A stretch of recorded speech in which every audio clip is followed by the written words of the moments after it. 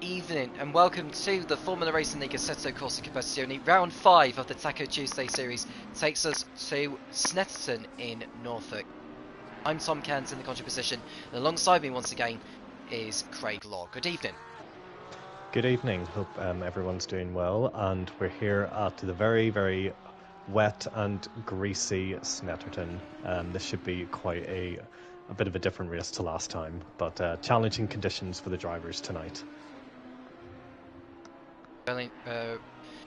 Revving to go for another brilliant round of this quite entertaining championship so far, with there being a number of different race winners so far, although two of the race wins come in the last 2 rounds. Nico Busov, as you can see in your picture, is hoping to make it a hat-trick of wins and extend his lead at the top over Will Freeman and co.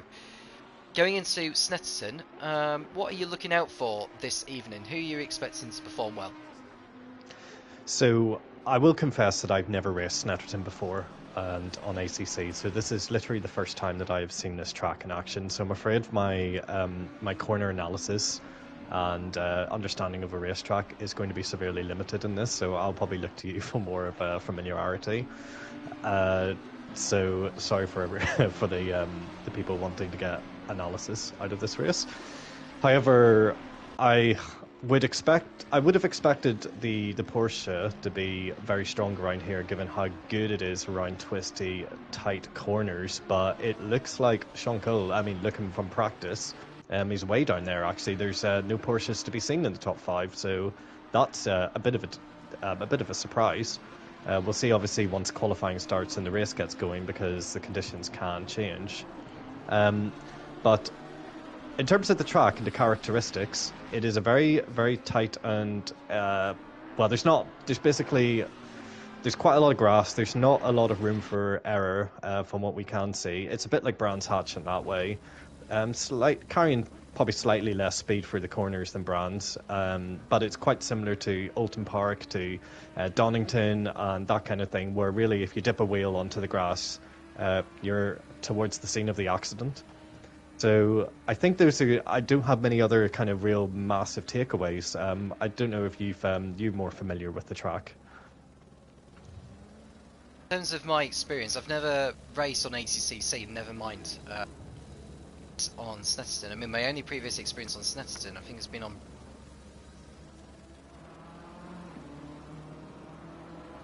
That's my previous experience of Snetterton, but on the current configuration, I have experience on this before on project cars, and I'll go for a lap with someone to take us round. I'm just trying to find a car to take us round. I think of Demon Ivanov will be able to provide us of a lap of this racetrack of Snetterton, the current configuration that's been around since 2011. So on the way into turn number 1, which is known as the Riches through there, no problem.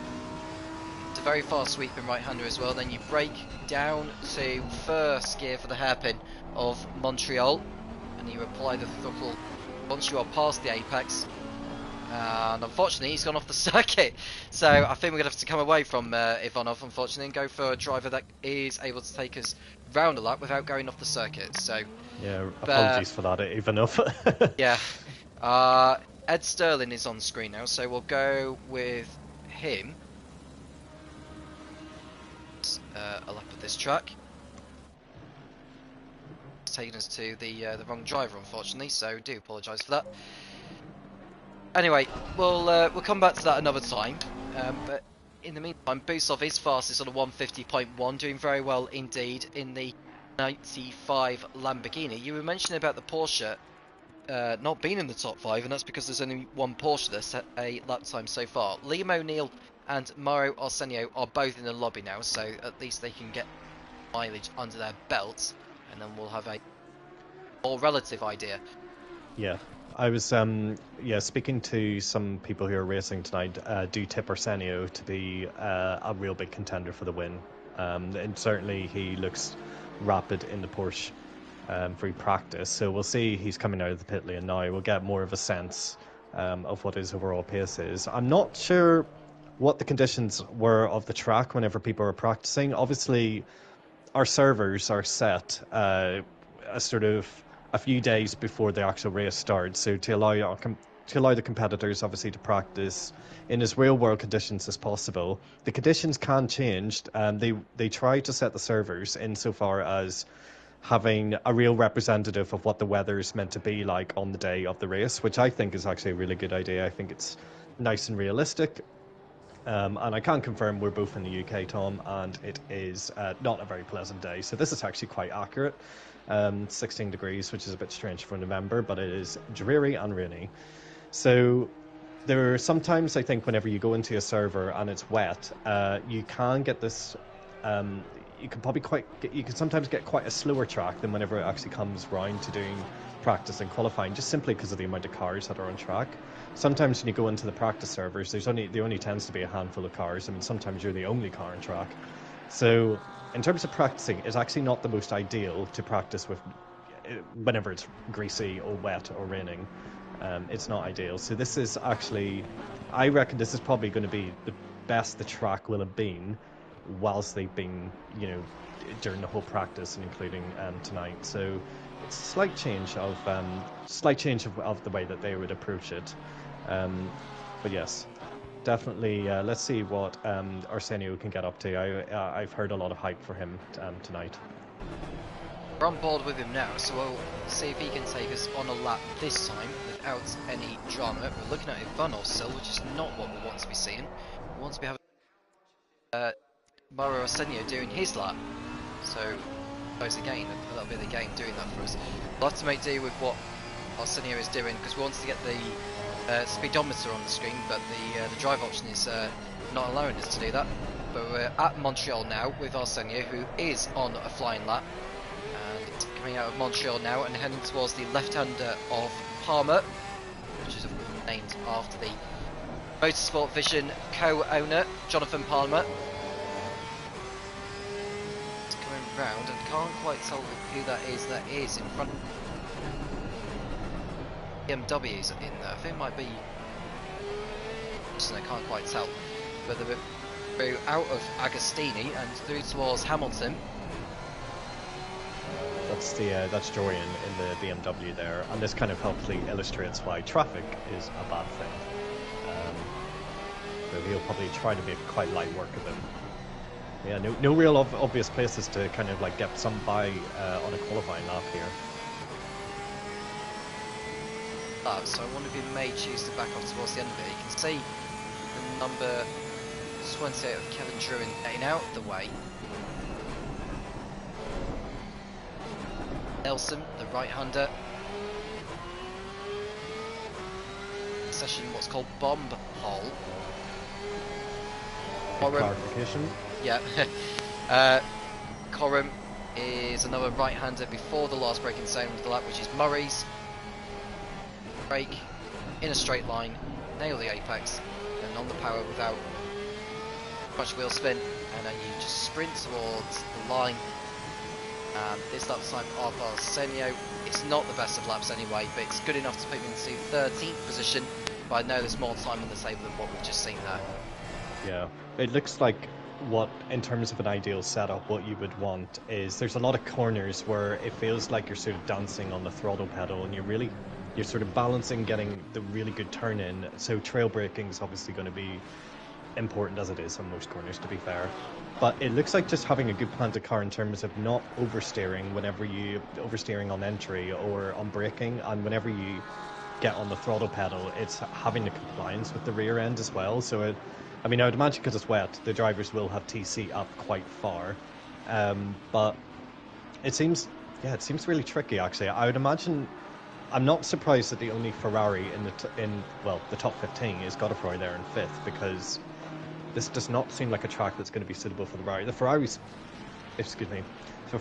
really, really light on the rear end, which makes it really, really great for a lot of tracks, but I can tell it would be particularly squirmy on this circuit. And I'm also not surprised to see Sousa down there in 21st in the Mercedes. It does not seem like a good track for it at all. Coming through the last kink now. That lap there. Will Freeman running in 6th place at the moment. Ben Milden back after a power cut that he had to endure last week, which cost him any race. But he's in tonight in the Triple One Audi, and he'll be hoping to time. He does have a new livery, and that's something he wanted me to call out. It's not the most exciting thing ever, but he wanted to try and avoid a colour from another driver on the stream. So that's the only thing to call out for Ben tonight. But yes, good to see him back. Shall we run down the standings, how tight it is up at the top there, between the top, well, 4 really. Well, in terms of the championship standings, bearing in mind there is a dropped score involved this season, so the driver's best 8 results out of the 9 that are on the calendar will count towards the championship. If you were to discount the driver's worst scores so far this season, Nico Busov is on top of the championship by 6 points over 2nd place Will Freeman. In 3rd position is Sean Cole in the Porsche on 105, 15 points off the top, with Morgan Grace, who has bagged 2 podiums this season so far, going back in 4th position.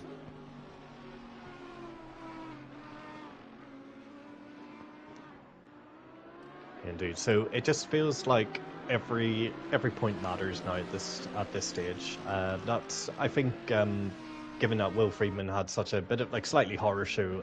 It's, to be fair, in the last round with the track cuts. No, not the track cuts. It was going too fast into the pit lane, and we had 3 or 4 or 5 drivers kind of falling foul of that. He will probably want to, avoid something similar tonight. I think he's kind of used up his joker. By the way, everyone can go and see the standings if you go on the SimGrid and go and have a look, and you can get a much better idea of where everyone's kind of stands.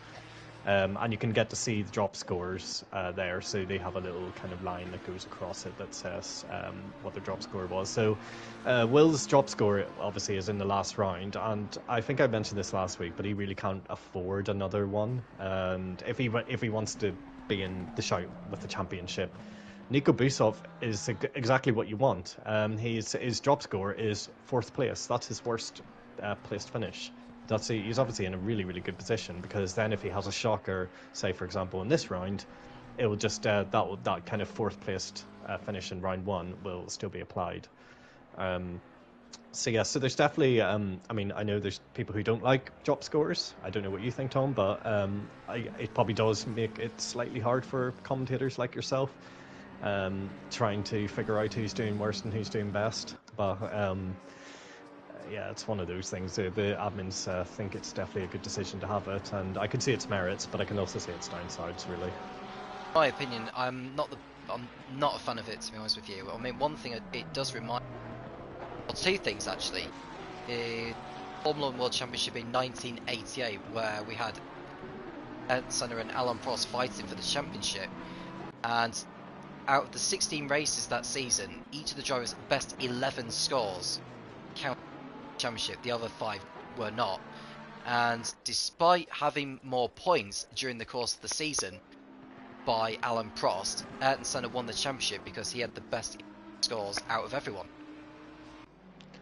Yeah, weird, isn't it? Didn't it have one race, or maybe it was a while ago, a long time ago, that they used to do aggregate scores, didn't they? Or is that just like one particular Japan Grand Prix where they had aggregate? I'm just trying to think of like really random point scoring systems. There's been multiple times where we had aggregate timing. I think that was what you were... Yeah. Yes, the Japanese Grand Prix 1994 was an example of that, where Michael Schumacher was trying to close down the gap without even needing to pass Damon Hill on circuit in order to win the race. Ultimately, another example that I know of is in Mexico in 1987. Had a red flag stoppage around about halfway through, but the race result was to be determined by aggregate timing. So despite Nelson Piquet taking the lead on track on the restarts, he needed to bridge out a huge margin over his rival Nigel Mansell in order to win the race, but he couldn't do that anyway. So despite taking the checker flag first, it was Nigel Mansell that came out on top aggregate timing that day. Well, let's not give the FRL admins any ideas. I think we like it the way it is. It's relatively simple, maybe apart from the drop score. But yeah, I think what we're just trying to get at is just trying to make sure that it's nice and simple for everyone to understand. And yeah, I think the current system just does promote, in the case of people like Ben Milden last week, who had a power cut, that he isn't completely thrown out of the championship. So I know he's a vocal critic of it, but he actually benefited from it last time. So anyway, so yeah, so we're about to get quali started quite soon then. 32 drivers in the server at the moment, which is great news. We had 33 last week. I think we did have a 33rd driver for a moment there, but server right now. But hopefully we'll see that driver in due course anyway, as Ben Milden crosses over the line to complete his practice session. We are with Dmitry Kontratenko, who had a very good beginning to last week's race at Suzuka, until an off at 130R had cost him dear, and he ended up 24th at the end of the race. At least he scored points anyhow, but the race pace he showed demonstrates why he belongs in this tier, and he can most certainly fight it out with the likes of Will Freeman, Nico Busov in that. Yeah, he was unbelievable, wasn't he, up until that crash? But we kind of had that story. That was the story of the last round. We had quite a couple of guys right up there at the top, kind of appearing out of nowhere. Let's hope he can have a slightly cleaner round this time round, as it looks like qualifying starting and the conditions look identical.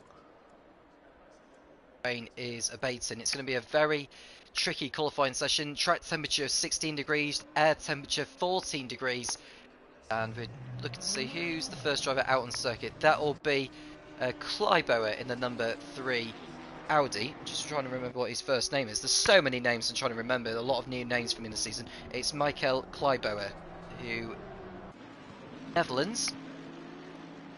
The Dutch do love their motorsport. No need for me to explain why that is, but I'm sure it's not just Max Verstappen prevailing in motor racing at the moment. I'm sure there's a lot of other Dutch drivers as well that are performing to their best, even young drivers, in fact. Well, we've got Melvin Cruz, who is, quite young in himself. I hope he doesn't mind me saying, but yeah, he's Dutch, obviously, and I wonder what the Max Verstappen effect has been on. I'm sure it's definitely got more kids into karting, but I'm sure its effect on sim racing in that country has definitely gotten a lot better too. Certainly, I would say so. It's a fun fact for you. When Christian Horner, the Red Bull, was karting during his day, racing and competing against Max Verstappen's mum. It's a true story. He said it in an interview once, and it was Sophie Compen, I think she's called, Max Verstappen's mum, who competed karting back in her day when both her and Christian Horner were. I don't know which circuits they were competing at, but I'd like to think it would be the European circuits. But nevertheless, that's a fun fact for you. Yeah, it's crazy, isn't it? And obviously Adrian Newey, who blimmin' designs the thing, also had a racing career as well. So yeah, it's crazy. I mean, there's been all sorts of stats with Fernando Alonso racing Max Verstappen's dad, and then now he's racing him too. And then I think Kimi Raikkonen's son is going to be coming up quite soon through the ranks. So it's just crazy, isn't it? But I don't know how I feel about keeping it within the family, but hey, we've got to get people into motorsport somehow. And well, as we saw with Jos Verstappen's child, he's eons better than the father. So could happen to anybody. But yeah. So let's focus on the laps then.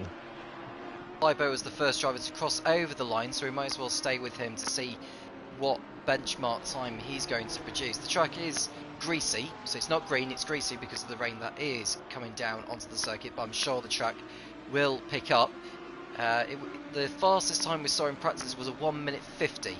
Can't remember what the decimal was to that, Craig, so that would be something for you to find out whilst we're watching Kleiboer's time as he makes his way through Williams. Yep, and it was the fastest time in practice was a 150.112 from Nico. So just to make everyone aware, that might not be immediately obvious. When it's greasy, it's generally good enough for dries. So the tires will not be good. The tires will be cold. If you're familiar with the ACC track tire graphics, they will be blue. So they will be cold, but they'll it probably won't be too bad. But you're really going to have to pump up the tire pressures to make them last, give you grip around the lap. So they're tricky conditions, but they're nowhere near wet. As Cloybor is actually coming across lap traffic here, that's kind of slowing down for the next, for their fast laps. It's good. It won't, doesn't seem to bother him. He was coming up to a heap of traffic, it looks like almost, but that didn't put him off by any means. So 151.1, which is not a bad time for a first lap actually compared to what we saw in practice. He is top at the moment ahead of Dennis Novak and Will Freeman.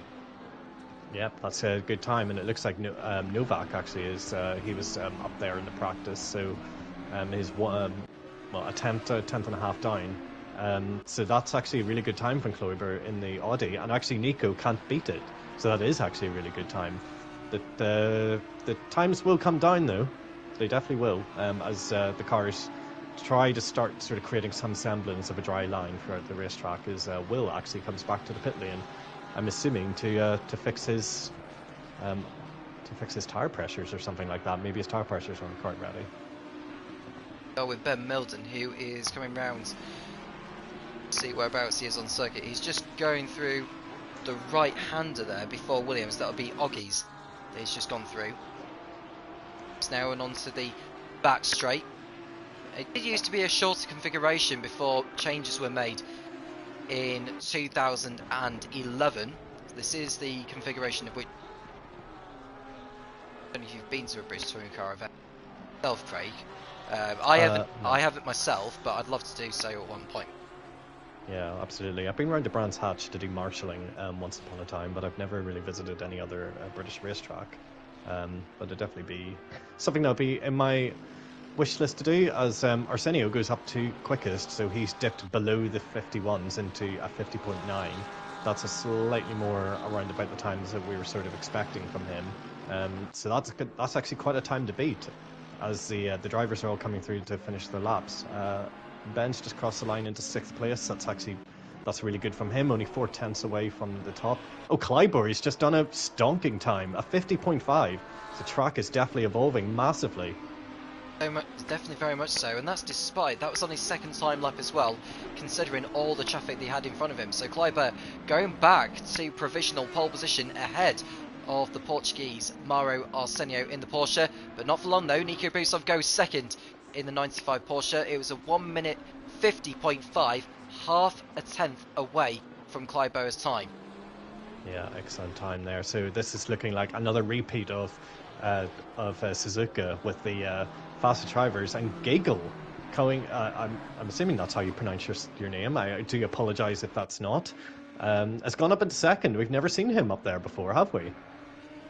His stats at the moment for this season. Matthias Giggle did compete in the first race in Mount Panorama. He ended up 14th in the end, and we hadn't seen him since. So this will be his second race of the season, and he's managed to put his Lamborghini up on the front row of the grid. So it seems to me like the Lamborghini seems to be very well suited and dialed in to this Snetterton circuit. Yep, and Arsenio's just gone back up to fastest, so down to 50.3. So the lap times are coming way down, so the track is definitely improving so much more. As Kontratenko, the wild card from the last round, goes up to second. These lap times are just coming down and down and down. This is going to be who is the last across the line. It's the classic F1 track evolution game here. Just looking to see who is on a lap at the moment. Well, Busov is coming through Nelson now. Right-hander of Bombhol and Coram. As Murray's, which will be the last breaking point of the circuit. Sean Cool's just gone up to second, so he's a 10th off Arsenio with the 50.3. So I was about to say, as Novak goes into pole there for 50.2, my God, it's changing every single time the drivers are coming around the corner. Watch for Busov because he's crossing over the line now. Can he go back up the order? He can. He goes up to 3rd place, does the Croatian. A previous race winner on this track, Nico Busov in Taco Tuesday, and he's up there in P3 so far in this qualifying session. Sean Cole, considering his good form at the moment, he's in 4th position in the 444 Porsche, but it's Dennis Novak in the 38 Honda. I think he's the only Honda in the running here, and he's on provisional pole right now.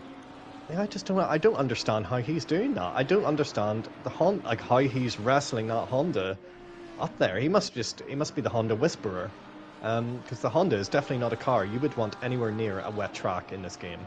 So that is a very, very surprising.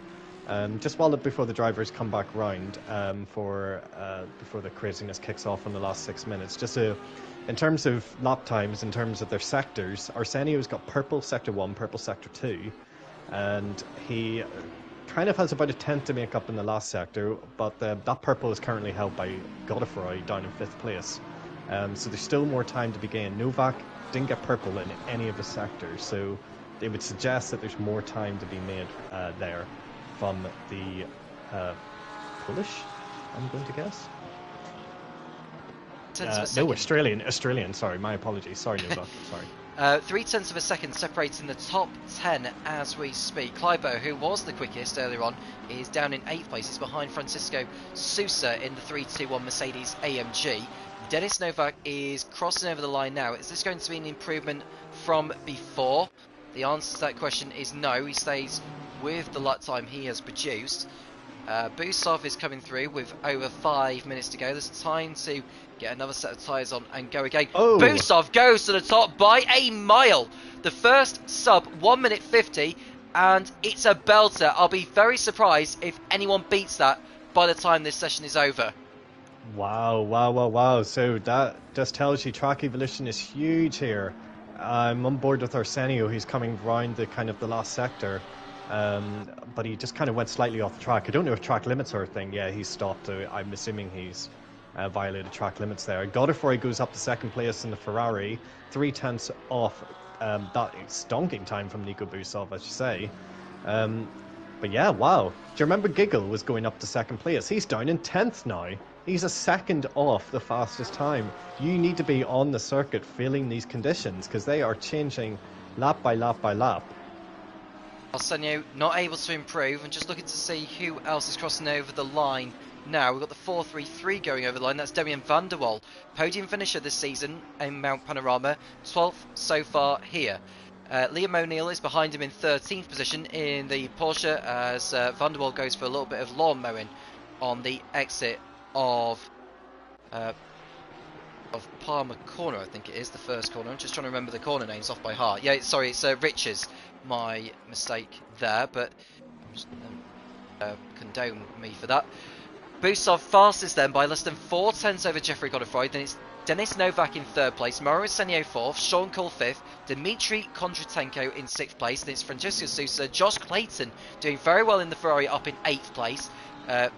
Michael Kleibo is 9th, and in 10th position is Ben Milden, who has set an identical lap time to the nearest 1,000th of a second to what Will Freeman has done. Indeed. Yeah, I'm just looking on some of the onboards from the drivers and their streams, and they've all got green sector time, like all of their laps showing green, which always means you're up on your previous best lap. So the track is definitely coming towards them. There's no change in the track conditions, but they're clearly finding quite a lot of confidence. Sean Cole's coming across the line. Let's see if he improves. No improvement there. The driver I'm looking out for is Arsenio, who's coming up to the last corner here, absolutely flinging the Porsche around that last sort of second last corner there. I can't remember the name. Nice tight line through the last corner onto the straight. Maximise the amount of straight line speed that you get from that Porsche, and let's see what he does coming across the line. What has Arsenio got? And it's up into 2nd place. Not quite good enough to get Nico. Busov isn't able to improve on his time, but that doesn't matter at the moment. Arsenio able to improve onto the front row, but he's still just under 0.4 away from Busov's time. So I can see who else is doing well at the moment. Kleibo's back up in 4th place now. Will Freeman up to 4th in the number 8 Lamborghini, in the pink livery Lamborghini. Looks absolutely gorgeous if you ask me. Almost looks like the I Am Dames sports car that you would see in the World Endurance Championship. Mention the teams. Yeah. It was a massive. He was 0.4 up on his previous lap, just for a little bit of context there. So an incredible improvement from Will takes him up into the top 4. We got Novak in the Honda coming across the line. What can he do? No difference, no change. So he's not finding as much time as Nico, Will, and Mauro Arsenio is. So let's see where the next big track gains are coming here. where they are abouts on the circuit. I think they'll get one more lap in at the end of the laps that they are on, the top runners. They've got the 444 crossing over the line in a moment. This is Sean Cole, who's about to complete a lap. I don't know if it's a better lap to what he had already done. We'll find out as he crosses over the line. He'll have one more go at it from here. And he crosses over the line to start another lap.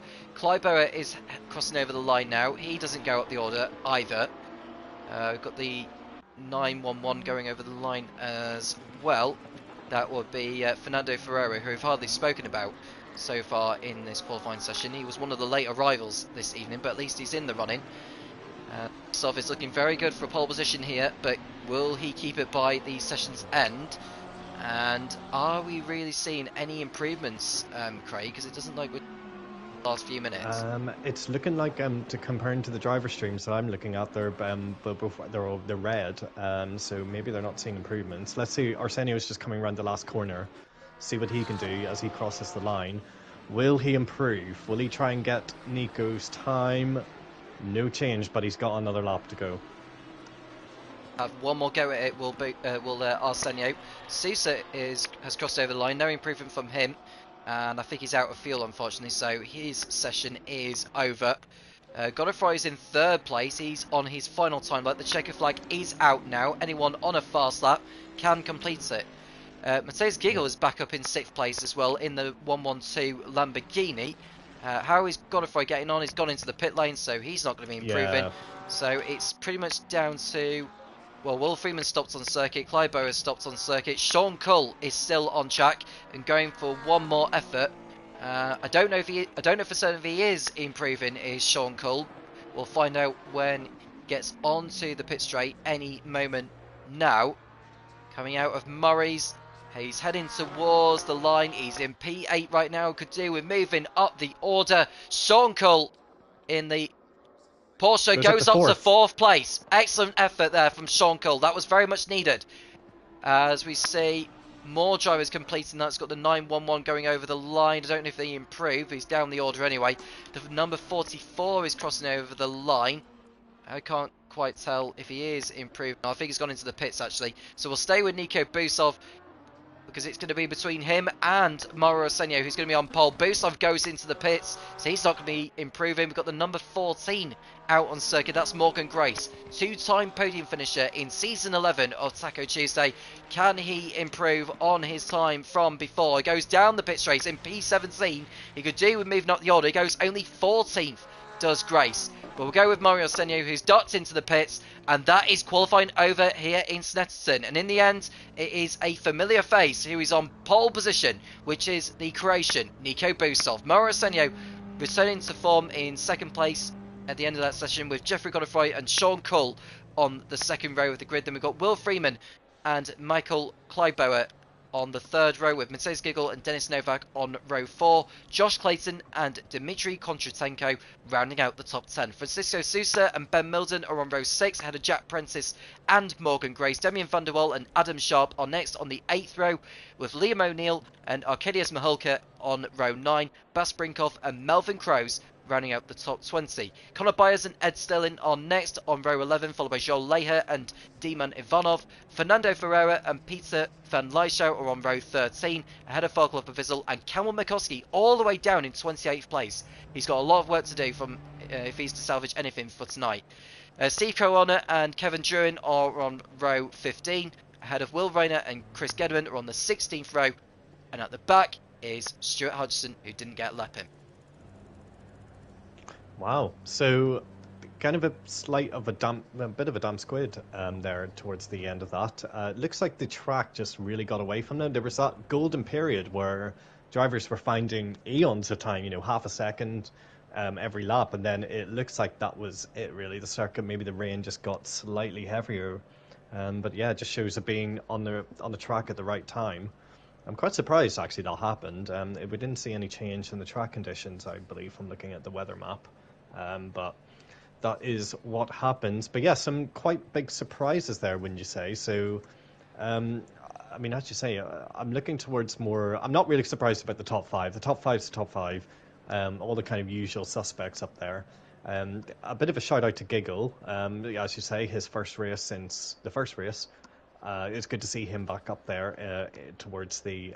Well, I've never really seen him up there, but it's good to see him doing well nonetheless. And a bit of a shout out to Kondratenko as well, continuing his form, just showing that he is top 10 material. Let's hope he can keep a safe race as we go into it. So yeah, so no, I mean, not really huge surprises just looking down the order. I would say I'm just still slightly surprised at the likes of Melvin Cruz and Connor Byers down there in 20th and 21st. They're very, very, very quick drivers. I know because I've raced with both of them quite regularly, and they're a lot quicker than what they make out to be here. So let's hope for slightly better from them in the race. And Mikowski as well, down in 20th, as you say. That is not a good race, because didn't he qualify? He qualified second in Suzuka, didn't he? He was up there, I think, definitely in the top 10, but I can't remember whether he was second in the race in the end. Well, I can say the weather is actually heavier. It's definitely wetter than it was in the qualifying session. At least it will be to begin with. It's an hour race with a mandatory pit stop included, which means you've got to change tyres. As of whether you want to refuel or not is totally your choice, but you must change tyres at the pit stop. And just to mention as well, if you want to send us any questions whilst we are live, then do please do so, and we'll answer them as of when you can. And there's also all the championships that the Formula Racing League has to offer. For those on PlayStation, which is what we are on this evening, there is the Late Night Championship on the Thursday, the Sprint Series on the Sunday, endurance races on a monthly basis, and bi-weekly, so every other week, we have sprint endurance races. For PC, there is the Team Sprint Cup on a Tuesday, Rookies and Master Series on the Thursday, the Late Night Party on the Friday, and of course there are some as well. You can follow us on Instagram as well. The link is in the YouTube description. There's the Discord server in case you want to join, and of course there is Patreon as well.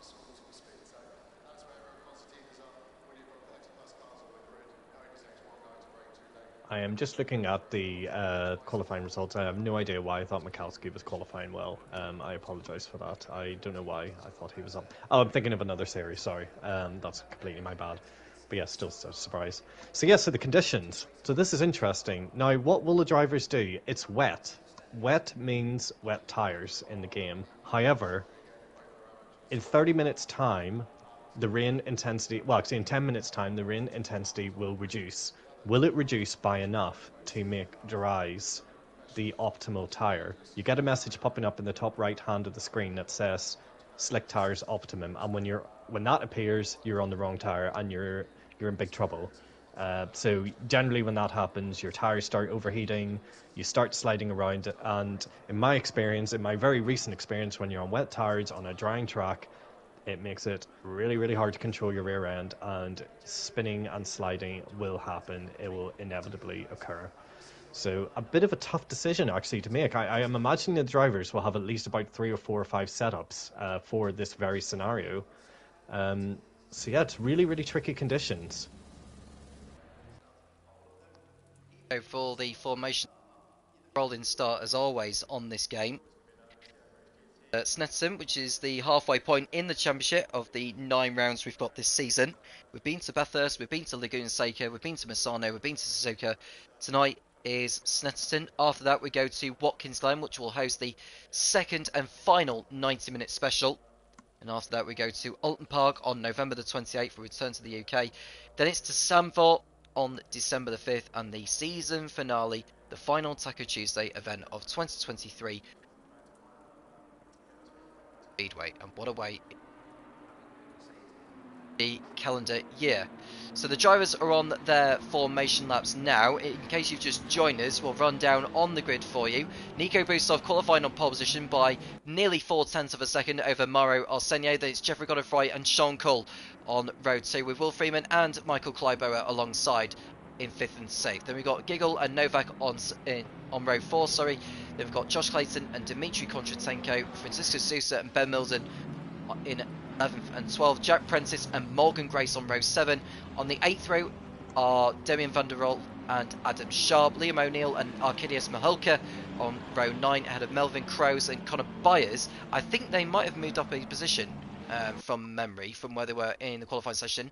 I think Bas Brinkhoff may have disconnected and is going to have to start from the back of the grid for some reason. So they've moved up now on the 10th row, Crows and Byers. Then we've got Ed Sterling and Joel Leher, Demon Ivanov and Fernando Ferreira are on row 12 ahead of Peter van Lyshout and Farklov Bavizel. Then we've got Cameron Minkowski and Steve Corona on the 14th row ahead of Kevin Druin and Will Rayner. Chris Gedman in 31st position. Stuart Hutchinson is electing to start from the pit lane, which you can't necessarily blame him too much for. And at the back, we've got Bas Brinkhoff. So we've got 32 on the grid, 1 starting from the pit lane. Indeed, so they're going to start coming round shortly, getting information for the start. The drivers that I'm looking at are all started on wet tyres, just to let you know. So no one that I can see has taken the gamble to start on dries. We will know very, very quickly if they have started on dries, because they'll get chewed up at the start.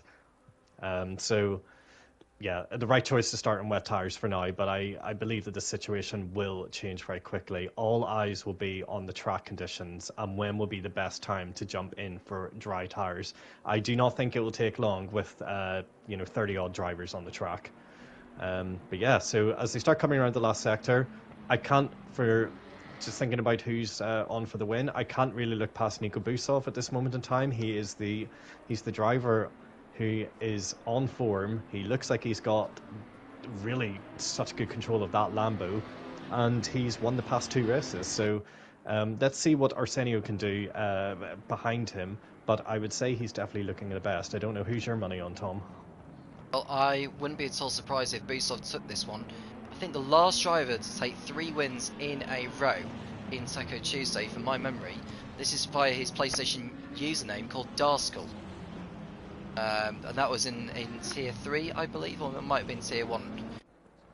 But either way, that's as far as I can remember. But the drivers are in formation for the start of round 5 of the 11th season of Taco Tuesday. We're at the Snetterton circuit in Norfolk, England, and Busov is looking to make it 3 wins in a row and extend his lead at the top of the Drivers' Championship. Go. The drivers await for the green flag from the marshal on the pit straight. When that is waved, we'll be underway here at Snetterton. And the drivers are off. The green flag is waved and away they go. A little bit of a tap there from Godfrey cutting across on Sean Cole. They're all making their way through the first corner of Riches. And it seems to be they all behave so far as they all go through. There's a moment there. Oh, there's an incident at the back, and that's Godfrey into the wall. There's absolute mayhem at the back. Oh, it's absolute carnage. Would you believe it? I cannot believe what I've just seen. You could have predicted it, but I didn't expect it to be this dramatic. Horrendous start here in Snetterton, in Tier 1 in Taco Tuesday. There's a car that was on its wheels up on the side. That was crazy what happened behind. It looks like Godfrey and Sean Cole had a bit coming together, as you say. And as the track is now, or the live timings is now updating, I'm just trying to see a picture of where, oh, someone's gone off the track again. Is that Godfrey? Godfrey's gone off into the grass. He's trying to pick up on him, and yeah, he's gone off on the grass on the exit of Palmer, and he's dropping down big time. Godfrey with another horrendous start to the race, and he's going to need to be in the pits at the end of this lap. A horrendous start. And if you're going to be winning this championship, you've got to try and stop getting involved in incidents like this. And so far, it's another race where Godfrey has been in the wars. Go back to the front though. Busov is still in the lead, but in second place it's Sean Cull ahead of Mauro Senio and Denis Novak, who starts on the 4th row. We can see a car going off in the background. That'll be the number 6 of Liam O'Neill that's taken to the grass. He's damaged the car. There's going to be plenty of pit lane activity at the end of lap 1, Craig. Yep, absolutely. So I'm just going to try and make sense of it and see who's got the damage, really. Just going through all the drivers. I'll need some time to maybe go back through the stream and see the drive. I think I've got Vaclav Posipil's stream, so I will have a look and see if he had a better view of what went on back there. Let's see who's to blame. But yeah, so that's, as you say, that's not how you do your championship bid at all. From Godfrey, who's down in 15th place and now has come into pit. Now, he has a bit of a trouble. Yeah, it's too early to pit for dries, and actually now the rain is increasing in 30 minutes, so you'd probably be best going on to dries. As it looks like Novak's gotten ahead, is battling with Arsenio, going through turn 3 after Montreal, and it looks like Arsenio is going kind of holding on the inside. Novak was trying to hang it around the outside, and Novak will get back into 4th place. As the battle for the podium places is not letting up at all. In fact, getting off to a brilliant start. I was going to say he started on the 4th row of the grid. He's managed to get himself up there in the top 4. Kleiber is in 5th ahead of Freeman. Giggle, Clayton, Kontratenko and Milden making up the top 10. Milden was looking for a move on Kontratenko at the end of the pit straight, but that move didn't quite come off in the end. The driver with the fastest lap of the race so far, bearing in mind I've only just done 1 lap, that is Ed Sterling in the number 20 Mercedes-AMG. I'm counting, I think 10 cars have been affected on that first lap. That's unbelievable, and that didn't even happen down at the corner. That happened midway through the straight. So it must be. I'm imagining. I'm going to go back through some streams and see what I can find. But I don't want to take my eyes off this top 2 battle. In fact, Nico isn't really getting away at all. I think he's just held that gap from which he got sort of presented to him whenever the 2nd place. My mind's gone blank. The 2nd place person got knocked off, so he's not really it's good news for us really for the stream. Round to complete the 2nd lap. Boost continuing to lead the way ahead of Cole. Just 1 second is the margin. We can see a car coming out of the pit lane. That is Godefroy, who's down a lap now. He's done his mandatory pit stop, but he's going to have the absolute nightmare of having to obey the blue flags. No, that's an awful situation for him. But keep going, as we saw with Will. You can still make up time. He's just going to have to start nailing these pit stops. But yeah, I'm afraid that's kind of race over for him. Well, it's not over yet. He can still salvage some points from here. And bearing in mind his worst result of the season so far, Jeffrey Godefroy, looking at where he is in the standings, at the moment he is he's 5th in the standings with 85 points. His worst result has been 24th at the opening round. So if he can better that, then at least he can improve his score, if that makes sense. But he's got a lot of work to do from here on in. Yeah, I'm just looking at the stream. Sorry, my bad. The incident happened after turn 1 on the next straight. I'm just looking at really who caused that. Sorry, continue on that. Just I'll analyse this in a minute. Okay, so we're just watching Arsenio going for a move on Sean Cole on the back straight as they go towards the fast left-hander of Brundle. Arsenio on the inside of the Scotsman, but the Portuguese is not able to make a move, and he has to settle back in behind the sister Porsche, as Dennis Novak is looking to keep himself in the fray here for a podium position. Yep, it looks like I want to say so. Pacipsel, he was involved in this accident, and unfortunately, really unfortunate. I think it's Mikowski or Van Lauschout who caused that, but I need to do some more digging on that. Who caused that massive turn 1 incident? But yeah, as you say, looks like Nico is being really not allowed to get away, and it looks like Arsenio is he gonna shape up for a move onto Sean Cole in turn 1? Not quite. I think that corner is a bit too tight. But again, Nico's not having a comfortable time of it. Sean is really keeping him honest here. Who is keeping him honest is Dennis Novak on Arsenio. He's looking for a move round the outside into Montreal, but the move couldn't quite come off in the end. And so Novak is very much becoming a very feisty man here tonight, is Novak. And it's great to see him fighting towards the front. And he is really knocking on the door for a podium here. Yeah, absolutely. So yeah, this looks like a really tight battle for the top 4 positions, which is great to see.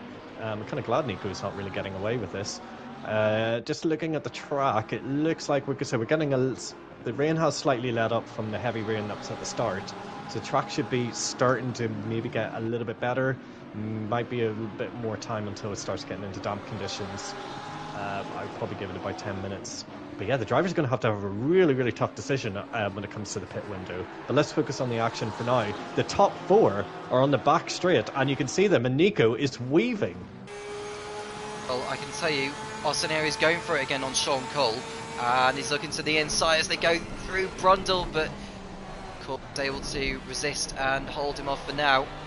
And it's gone from wet to damp, for your information, Craig. So yeah, so I think the grip should pick up from here, and I don't think the rain is going to get any heavier anytime soon. I think it'll just stay as it is for the next half an hour. So we're we're coming towards the end of lap 4. Busov, Kull, Arsenio, and Novak are in the top 4. But Kull, yeah, he's made a mistake, and that's going to allow Arsenio to pull alongside onto the pit straight. Who's going to break the later of the two as they go towards the first corner of Riches? Arsenio to the outside, but Kull breaks that a little bit later and keeps on to second place, but he goes in too deep, and Arsenio may be able to complete a slingshot as they go towards Montreal. The hairpin that they're heading to now, they break very much at the same time. Arsenio on the inside, and he takes second place from the Scotsman. Great manoeuvre there from Mario Arsenio, and it allows Denis Novak to take advantage and sends Sean Kull down the order even more. Fantastic, unbelievable from Arsenio. Sold the dummy, classic racing. Brilliant for both of them, keeping it clean, which is totally the opposite of what we saw on lap 1. Fantastic from Arsenio. He's now into second place, in the position where I thought he would be. Nico was probably glad that the top 3 were battling there, because now he's opened up his gap to 1 second, but it looks like Arsenio is the fastest of the 2 Porsches there. Unfortunate for Sean Cole, but he's still in the battle, and he just needs to keep his car in sort of close to the top 3 in case they make any errors. But yeah, fantastic racing, great to see. One driver who's struggling on this lap is Dmitry Konchatenko. I've got in our picture. It just allowed Milden to go through quite easily, and now he's really struggling for grip. I don't know if he's taken too much life on those tyres too soon there. Is he on the right tyres though? It could well be the case, but I wouldn't have thought that would be, given the track conditions that we have. Yeah. I'm just looking at the replay again from the start from Chris Gebman's point of view. I thought that would enlighten anything, but no, he was far too late to the accident. That will be one for the race stewards to see. And is someone gone off the track there and on the pit straight? Is that it's a back marker? It's Peter Van Lyshout, who had gone off at Murray's, and he's just staying out of the lead's way. And one driver who's rejoining the race actually is Melvin Crows, who's had another race to forget this evening. At least he's a lap ahead at least on Van Lyshout, but it's been a race to forget so far for him. I don't think that's actually quite a bad thing, actually. I think he's pitted for dries, because he's seen the tracks gone to damp, and he's making that choice now. And to be fair, you're down in 20th, why not? But he needs to watch out. He needs to be quicker than Kleiber in 5th, otherwise he's going to just fall into blue flag hell. It's going through Palmer now. It does look like he may well be on dries. But now, we don't have a stream of him at the moment, but I'd be interested to know whether he is actually on dries. It will be worth keeping an eye out on his times, Craig, if you've got access to that. And that way we will know whether the drivers need to be on slicks or not. Well, it's essentially if he starts catching Sean Cole and, stays on the back of him, there's absolutely no reason why not, because on the same tyre, Melvin is slower than the top 4. Oh, Freeman's off. Freeman had gone off the circuit there as he approached. It was on the exit of Hamilton into Williams, and it might have been Palmer actually, so I'm getting my corner names mixed up, but he had a mistake, and Kleiber pulled further away, and he was lucky to stay ahead of Giggle and Clayton. Yeah, I'm actually on board to pull Friedman, so I can actually watch what he's doing. His tyres are starting to get hot, so he's on wet tyres, and their pressures are starting to really balloon now, so the drivers are going to really start struggling he just got wide. He just kind of overshot the corner there. So that's just all that happened. It was. I don't think there was any fault to be blamed on Kleiber there. Look at the battle for the lead now. You can see all the top 4 in the same picture. Arsenio looking to make up after the disappointment they had in Laguna Seca, where he had a connection issue, hence why he didn't score any points. And he's really determined to get a race win out of this. He's won in Bathurst in the opening round, and he's looking for another win tonight to get himself back into some form of contention within top 5 in the championship. He's got Nico Busov standing in his way between here and victory. Yeah, look at this. This is crazy. Another comment on Will's stream. He just got way too hot, and he was actually really lucky not to go into Kleiber, as it looks like Arsenio is going to have a move. He's shaping up a move for Nico as they go through this corner. You've got the corner names. Yeah, so I'll look into that. But he went for a move almost, did Arsenio. and almost going side by side on the exit. It was Agostino that they were going through. This is Hamilton that they're going through now, which is named, of course, after Sir Lewis Hamilton, of course. And this is Oggies. That was the corner name I was trying to find for when Will Freeman went off on the previous lap. But it looks like I can see a move coming here from Arsenio. The car seems to have an enormous amount of confidence in comparison to the Lamborghini ahead of him. Yep, and it looks like Arsenio is going to shape up for a move. He'll surely have the inside for this next kink here. Will he hang it round the outside? I'm sure he'll try to, but Nico hugs the inside, and even Novak's getting involved here. He could really gain benefit. Arsenio just needs to stick within his wheel tracks, within Nico's wheel tracks as he goes round into the final corner onto the straight. The Porsche does not have good straight line speed compared to the Lamborghini, so this is what Arsenio will definitely keep in mind. This is unbelievable. The top four going for the corner at once, and Arsenio's made a mistake, and Novak is through into second place. And Cole will go past as well. I would have thought Arsenio going way too deep into Murray's, and that has allowed Novak, in the only Honda in the running in this race, to take over second position as Cole gets past the Porsche and sends him further down the order. Nico must be laughing. All his competitors are just going off the track at the final corner. This is incredible pressure that's on Nico. Imagine having 3 cars right in your wing mirror, and he's just letting them all make mistakes. But yeah, nobody wants first place. First place is lava at the moment. Saw it in round 3 in Misano. Jeffrey Godefroy Harrison Nico Busov to the flag. Busov held his nerve to take victory that day, and so far he seems to be coping under the pressure of not only 1 car but 3. Novak, Kull and Arsenio. You can see Kull and Arsenio making contact as they went through Agostini, and contact again on the approach to Hamilton, and Kull is able to just stay in front there. I'm not sure how Arsenio would have felt after the contact there. It may have been accidental, but we can see Novak now right alongside Nico Busov as they go towards the right-hander of Williams, and Novak takes the lead. But look at Nico, he's going to come back. He's surely got the superior straight line speed, and he will want this position back. What unbelievable racing. Novak was in 4th place a minute ago. And here we go on the inside as they approach Brundle once more. Novak leaving off space, but Novak goes off and cuts the corner, and I think Novak will take advantage. I think Novak has to give that up, surely. Oh, surely, but I was just so worried that he would come back on the circuit and collect the top 4. That was, I mean, not great car control, but then great car control coming back. I'm not sure the stewards would like that rejoin. I don't think it was the best rejoin in the world. But, yeah, so Novak has the lead, but will he have to give that place back? Surely. Well, he might even wait until the pit stops arrive here, but surely Novak has to give that place up. Either way, he's taking the lead of the race. He may argue saying, well, Busov pushed me off the circuit. Not so sure he did so. I think Novak the old Max Verstappen argument, isn't it? Yeah, it's the old argument, isn't it? And we've got a car coming out of the pit lane. Didn't quite pick up on who that was. It might have been a car going into the pit lane. But there's Arsenio looking for a move on Kull, but Kull saw it and keeps hold of the final podium spot. Kleibo with the fastest up of the race so far. And just an update on Will Freeman, and you'll see Giggle into 6th place. Will made the same mistake at the last corner, where we saw Arsenio ambush Sean Cole and Arsenio make a mistake, so he let Giggle through. Just a bit of an update for 6th place. Jack Prentice, who was coming out of the pits. It'll be another drive. I don't know if he's on slicks, it's Jack Prentice, Craig, so you might want to keep an eye out on his times to see if he has actually gone for slicks. If he's gone for a pit stop that early, I can imagine he's taken the gamble and gone onto slicks. But look at the weather. It's going to get a heavier rain that's coming in the future. Where has Melvin Cruz disappeared to? Has he disappeared? He's not on the timing grid anymore. It doesn't look like he is. I think he's had enough as Melvin, which is a shame. I don't know how many. I mean, we had 33 that started the race, and it seems like we've got 27 still running. Evan Druin is still going. Jeffrey Godefroy's made his momentary stop. Come back in terms of who's retired from the race at the end, because we need to focus on more important matters right now than that. But Novak in the race lead, but will he keep hold of it by the race end?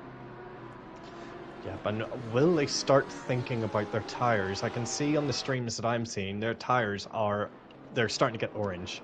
So the tyres, the wet tyres are going to be really, really struggling for grip here. But the drivers, they're just going to have to try and wait this out, because there's no point stopping for slicks. Absolutely no point. especially if the rain's due to get heavier. Your best bet is to change onto another set of wet tires as it stands, but it's going to be so hard. I've driven on a drying track, on a damp track, on wet tires, and it is horrible, absolutely horrible. And especially on a circuit like this, where any mistake can send you off into the barrier. There's no runoff whatsoever. Seems to be more room in terms of runoff around here in Snetterton than what we saw in Suzuka last week. All this squabbling between the top four has allowed fifth place Michael Kleiber to close in on this lot. Yeah, but indeed, it might become a top 5 battle, but it looks like I'm quite surprised Novak's actually being able to hold on to the race lead. Nico's keeping him honest, but I wonder if it's just the way the Honda's set up. His tyres are just in slightly better nick. Yeah, I'm just looking at Will Friedman's rear tyres. His tyres are in red. It's starting to get red under traction, so the driver should be... Well, if you start seeing red rear tyres, then you need to put your traction up and you need to start getting a little less throttle happy. But yeah, what I want to try and say is like they're all struggling here. Back straight towards Brundle and Nelson. Also, thought about going for a move on Cole, but that Cole had to on the straight to get out of the tow. Struggling. I'm just looking at Jack Prentice here because I think that you have a theory that he's gone onto the slicks. I mean, he's kind of started to try and go into on a wet line, so he's weaving away from the racing line, which you would normally do to cool down your tyres. So he might be on a fresh set of wet tyres. So rather than take the gamble on the dries, he's taking a gamble on a fresh set of tyres, which of course is a thing, as Will Friedman's got up to 6th place. So that's kind of important for his championship hopes. Fallen quite far away from the top 4. I know he made that mistake, but he's a good 7 seconds away from Kleiber. See the top 5 in your picture: Novak, Busov, Cole, Arsenio, Kleiber, as they all come through. Left-hander of Palmer. Josh Clayton is having a good race so far in the 500 Ferrari. He's behind Giggle in 8th, ahead of Sousa and Byers, who's gone up the order quite a lot since the start. Ben Milden's running in 11th spot.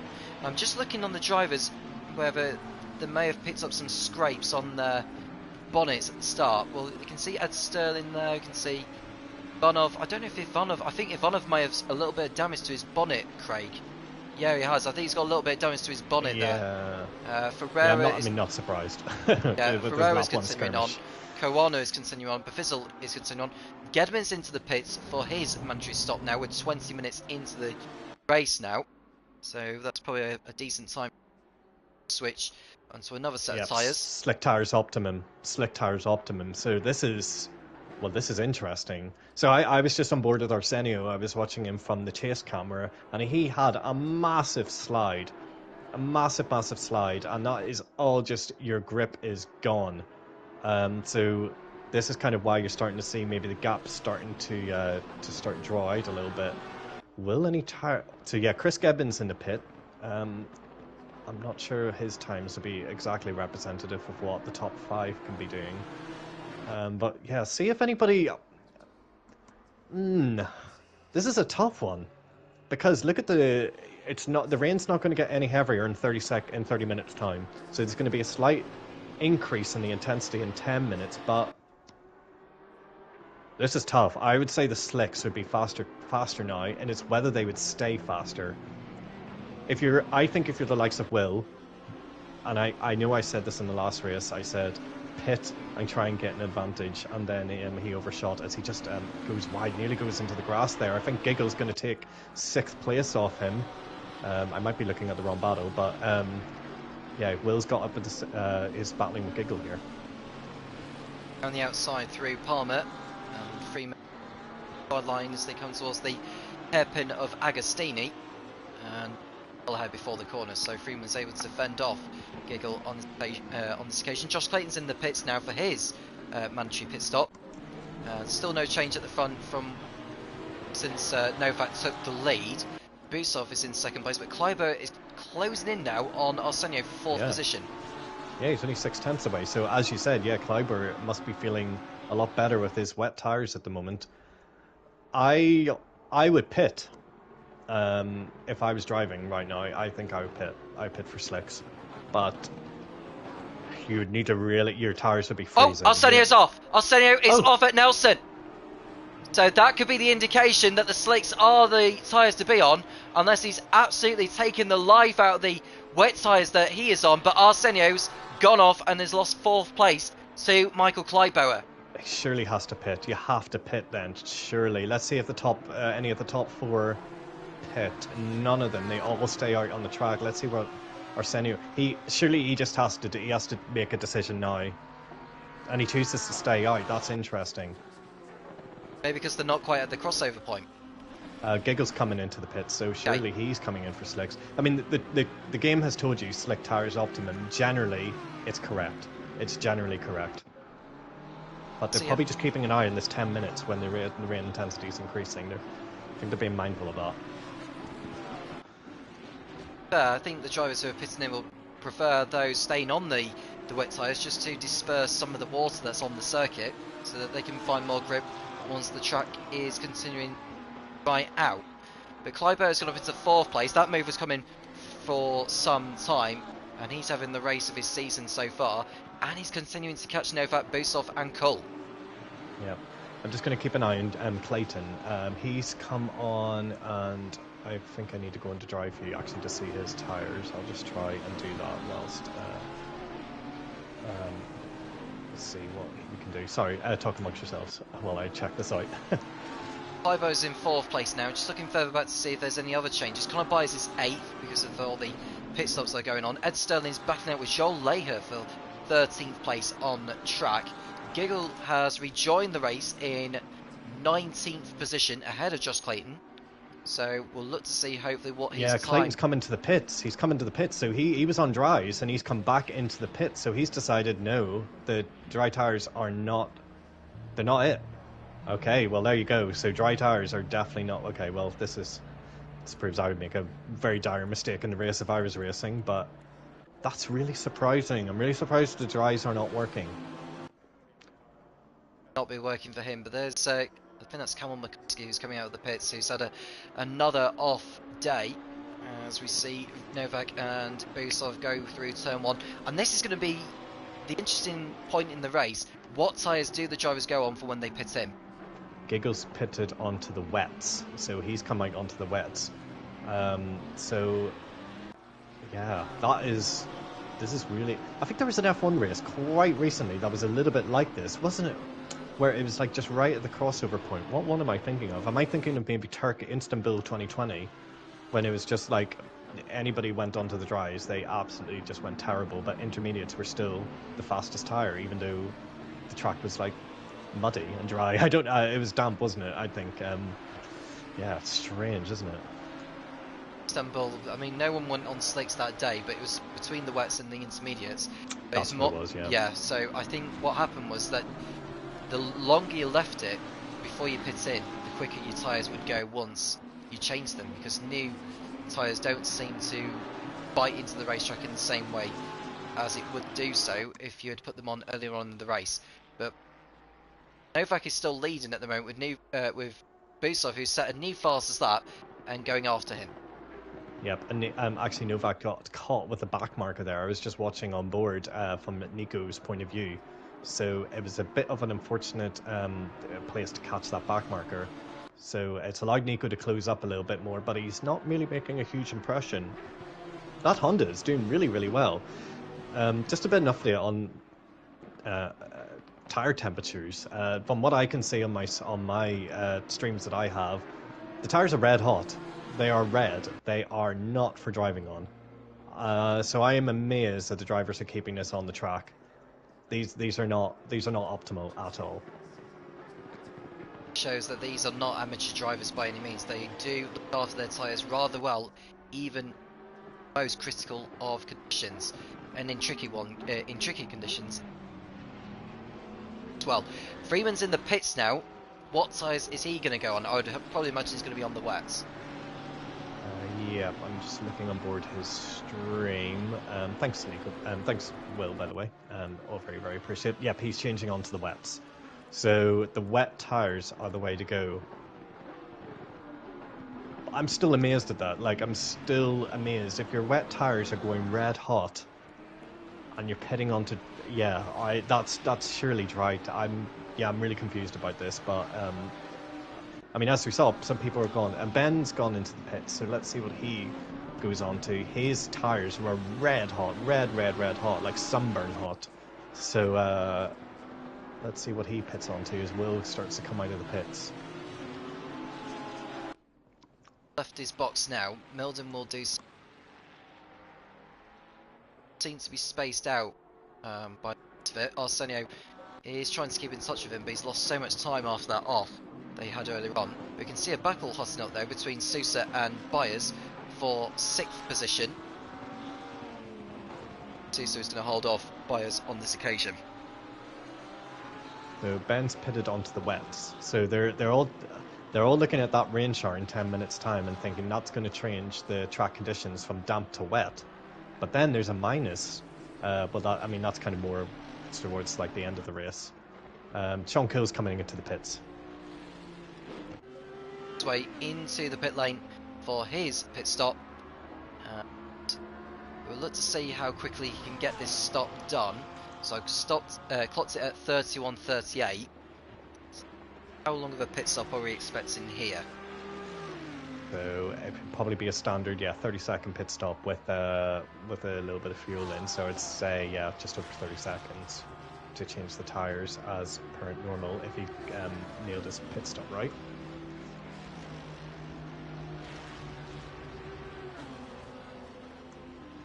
See how long it'll be.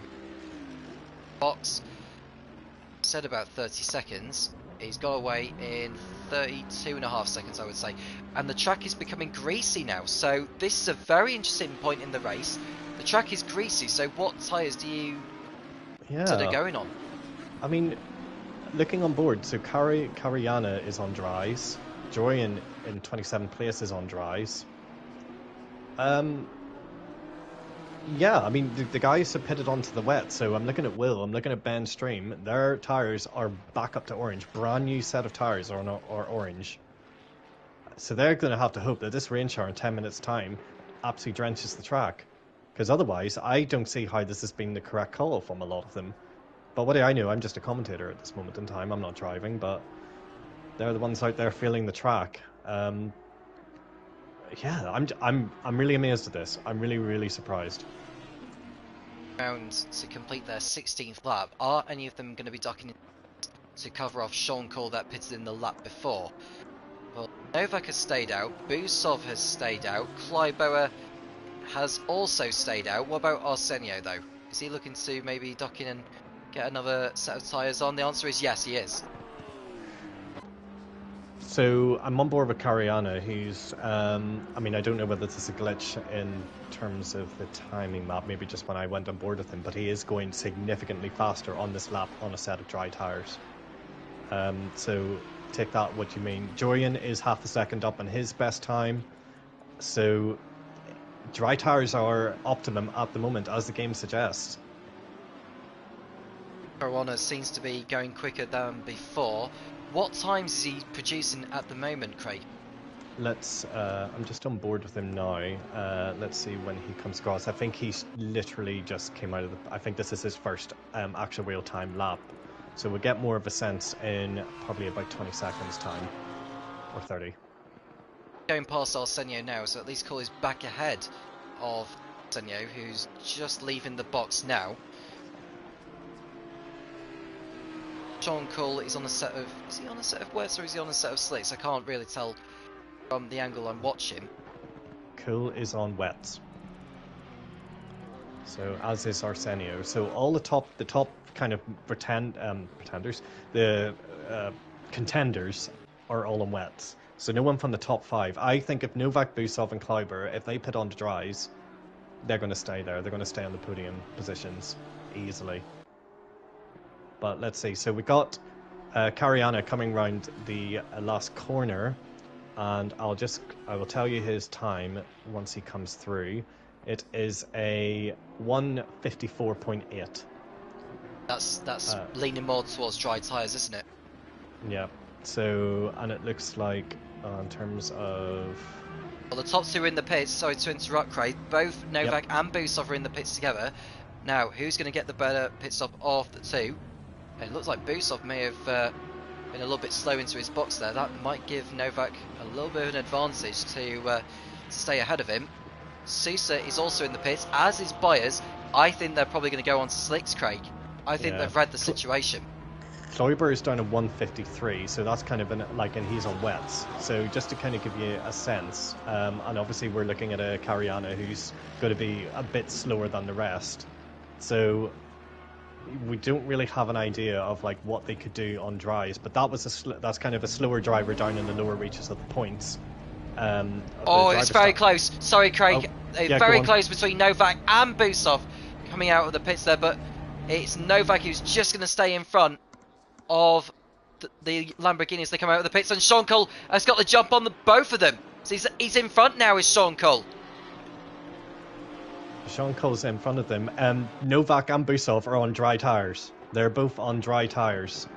So Sean is in the lead, but he's on wets. So this would be a really, really good indication of what the tyres are doing at this moment in time. Well, it's going to come down to who is on the right tyres at the right time. It could be that maybe it's sort of around about the crossover between wets and slicks. It's just, can you get those tyres into the optimum window and pounce on those who are on full wets? Kleiboer is in the lead now, but when is he going to decide to pit in? How long is he prepared to stay out there for? You've got to pit. You're being on the wet tyres is the wrong decision at this moment in time. And what does the famous Martin Brundle say? Always be on the right tyre for the right tyre track conditions. I think I've slightly paraphrased that. But the track is greasy, be on the dries. Now that rain shower that was there is not appeared.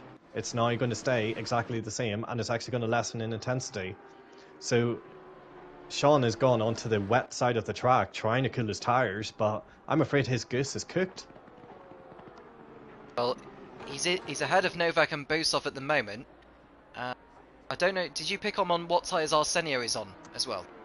He was on wets. On wets. So Kull and Arsenio on wets, Novak and Busov are on slicks. Ed Sterling pits in from third place, and we'll look to see maybe what tyres he could well be on.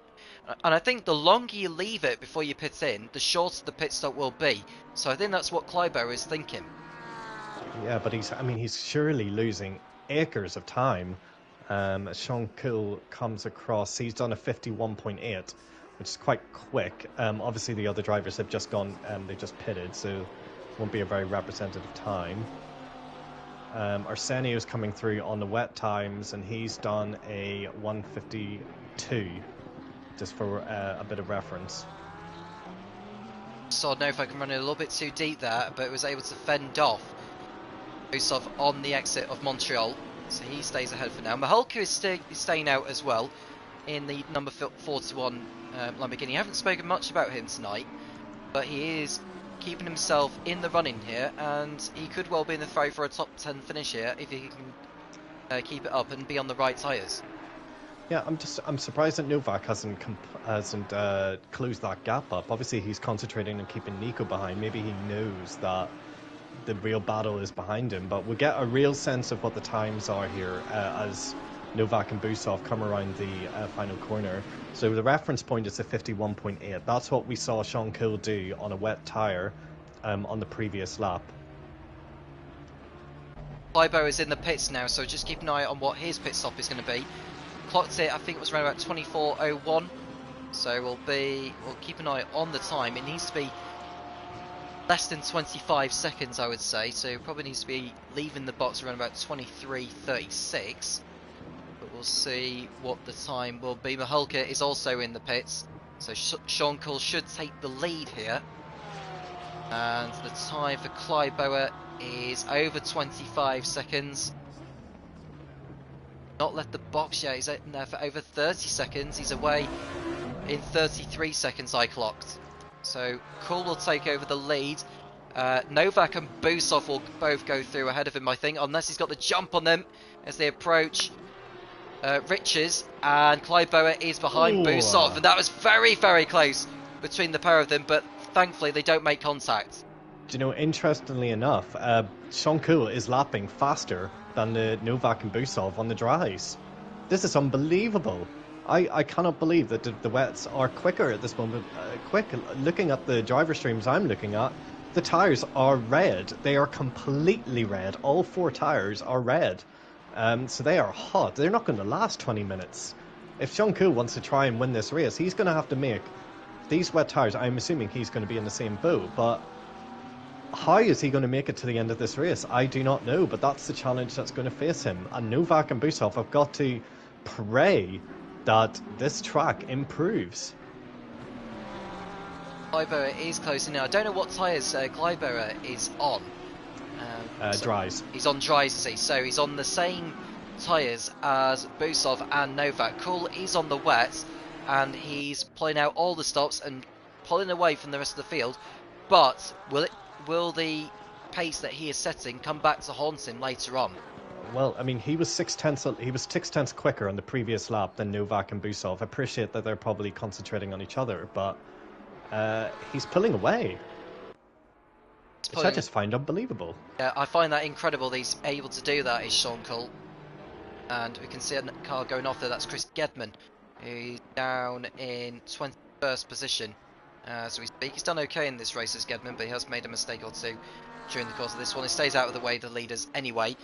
But Sean Cool coming around to complete his 20th lap, and we're around about 21.5 minutes to go. So I'd probably say we're looking at around a 32 lap race here in Snetterton, and we've still got some time. I think you can see the gap increasing to 3.1 seconds. It's a 5/10, about half a second a lap difference on wets versus dries. This is really, really strange. Kleiber's still on the back of Nico.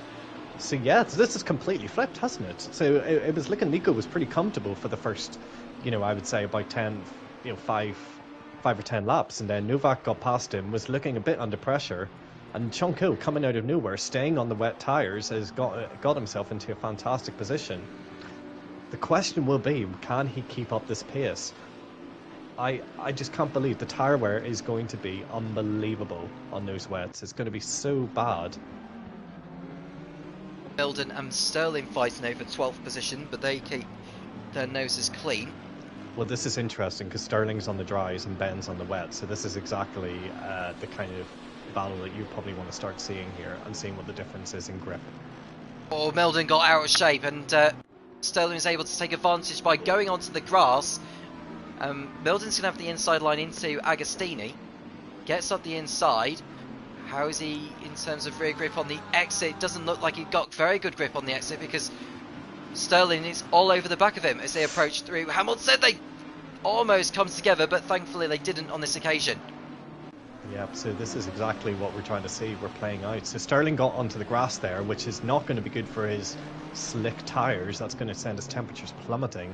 I wonder if the guys on the dries, because there's so many curbs around this circuit, and a huge part of this track is leaning on the curbs and going over them, but they're still going to be, super slippy, especially on the dries.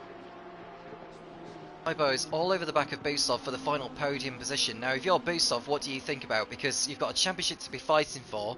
Will Freeman is down in 6th position, so as it stands, Busov will extend the lead over Freeman in the championship. Sean Cool, though, would be closing in with this result. He would get 40 championship points, which would put him on to 145. Will Freeman's 6th position would give him 30 championship points. He'll go on to 144. Busov, who's running in 3rd place and holding the point for the fastest lap, he would collect 37, which would put him on to 157 points. So it's still very much in Busov's court at the present moment. Yeah, I think he made a mistake on that lap, so that's why he's kind of fallen back behind Novak. Sorry, so that's why that's happening. Why he's in the clutches of Kloiber still. So interestingly, there is very little to choose in the lap times between Sean Cool and Novak. So the crossover is starting. I mean, maybe it's just the dry tyres starting to get up the temperature. But as we see, Sterling and Ben Milden are still fighting here for 12th place. So it looks like the wets and the dries are very, very similar in pace for now. who would you in what position would you rather be? Would you rather be on the slicks or would you rather be on the wets in this moment in time? Right. I would rather be in the slicks easily. Honestly, yeah, I would rather be on the slicks, even though they're slower. Look at the rain intensity is decreasing. It's greasy. The slicks are definitely the best tire to be on. But fair play to the guys in wets, still making this work. Team Milton trying to make it work, coming out of Williams and going on to the back straight. Sterling is still behind him as they approach Brundle, but Milton's got enough gap to just hold him back for the time being. Back at the front though, with Kleiber still chasing Busov. You got something to say, Craig? What have you picked up on? Yeah. Novak is gone 4/10ths quicker than Sean Cool. So Cool is starting to feel the pressure. I'm sure the wets are starting to scream now as the track is going to surely gradually dry. So Novak, if he can keep this up, he can taste victory. He just needs to keep it on the track. It is still perilous. Like, I know I'm saying dries are the best tire, but just a little bit too much on the curb can send you flying into the grass. I think Liam O'Neill's into the pits for at least the second time in this race. We've got 26 still running at the moment. Kevin Druin is still running, as we see an off there from, I think that was Contratenko, who had made a mistake on the exit of Riches, but he's able to keep the car pointing the right way. Gap is just under 2.7 seconds between Kull and Novak, so the gap is pretty much stagnating, but Kleiber is refusing to leave Busov alone. Yep, and yeah, I think it's just staying like I'm just looking at the Sterling. My best gauge is this Sterling. Ben has just gone way wide on. He's gone far too hot into that corner, and Sterling has taken 11th place. So if that's ever a sign of the times of what tire that you want to be on, that is it. Going back to what I was saying about Contratenko, he made a mistake at turn 1 and he's lost 3 positions. As you can see, Ben Milden running way too deep into Oggies, and I think is that a sign of the wets not gripping into the circuit like they used to? Yeah. Yep, exactly. That's right. There's nothing. I mean, I'm on board with his stream and his. Yeah, as what I've always been saying, they're red. They're really struggling. So looking at the gaps in front, so both Kuhl and Novak have both done identical lap times, maybe 1/100th in it. So that was maybe it's just a per lap from Kuhl, but it's got 15 minutes to go. Can he hold on? Will this be his first win since his maybe 2 seasons ago when he won the championship? Just looking back to see the last time, he certainly didn't win a race last season, so it will have to be season 9. I know he won in Suzuka in season 9, but just trying to go back in terms of memory. Back to you on that. Kleiber is within a second of Busov in the battle for the last podium spot. Yep.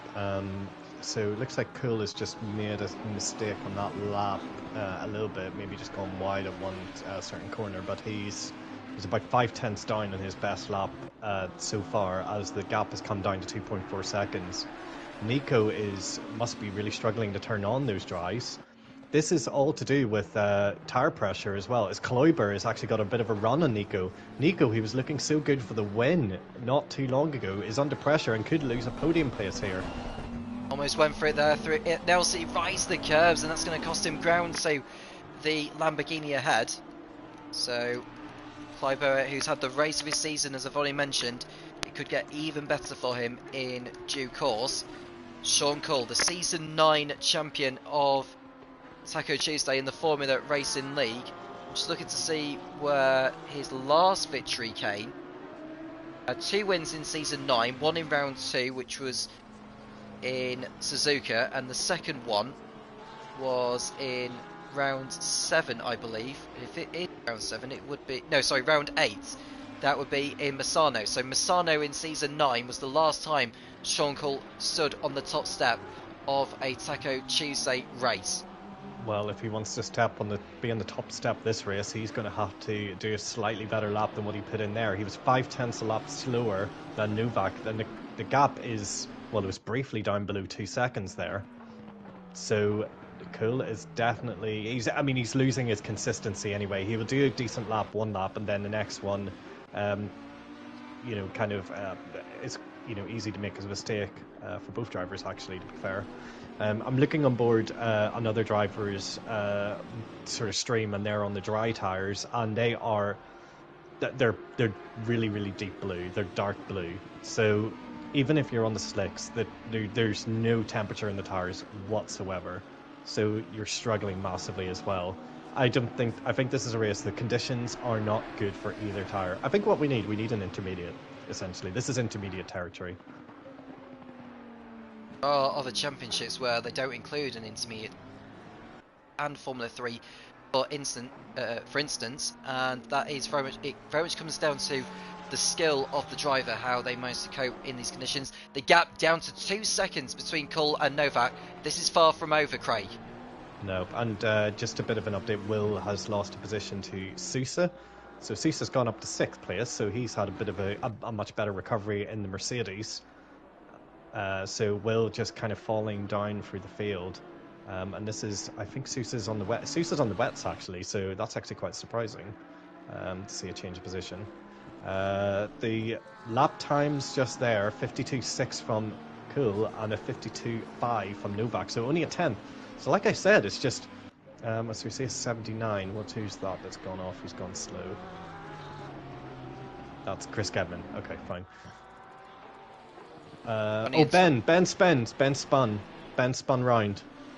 He's spun at Nelson and he's lost positions there. I can't tell who that is that's just gone past him. I think behind him is Demon Ivanov, so Milden's down to 14th place now.